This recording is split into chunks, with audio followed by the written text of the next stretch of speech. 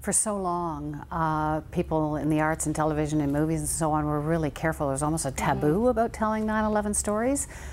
But through Gander, through this story, it's like why is it different?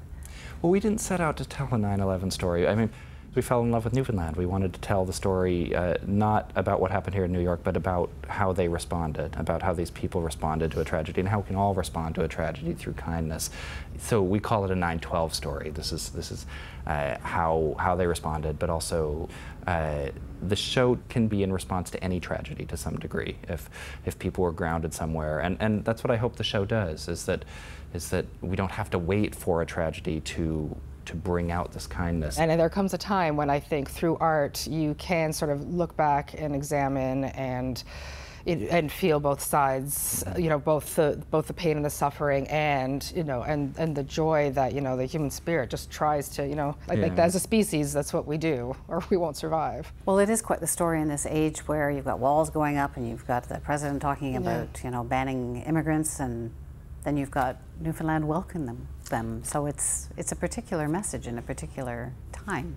We had this amazing experience out in Washington, D.C. of having this bipartisan audience from both sides of the aisle coming together to celebrate this story about human kindness and about coming together. And it feels like time and again we've seen that, you know, people want this, people want to, you know, bridge these differences regardless of race or religion or where you're from. People are looking for that, and you know, regardless of politics, it feels like the story is good to tell right now. It's been good for us.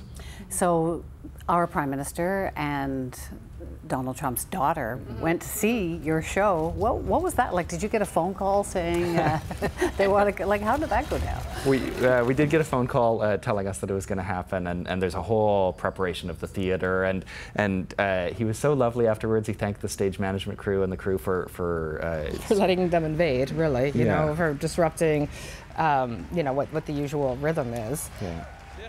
And we found out right before the show, we said, so they're coming, and they said, yes, and your job is to introduce him to the entire band, the entire crew, all of the Newfoundlanders, all of the come-from-aways who were here that night, and we were like, oh, we're going to hang out with them on stage. Okay. And it was amazing. I mean, what was amazing about it was that night and opening night, we had the people who had inspired the characters, and we brought them out on stage. And to see the Prime Minister of Canada speak to each one of them and talk to them about their experience. I mean, all of the Newfoundlanders will say, you know, what they did was just ordinary. It's just what anyone would have done.